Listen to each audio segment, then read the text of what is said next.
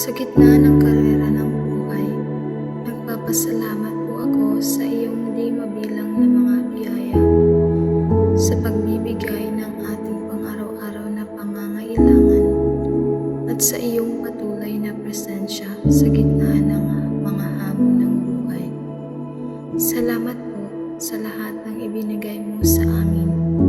Patnubayan mo kami, protektahan mo kami, at sumama ka sa amin araw-araw sa red mo ng karera ng buhay. Ingatan mo ang aming mga mahal sa buhay, sa ilalim ng iyong dakilang pag-ibig at patnubay. Sa ngalan ni Jesus.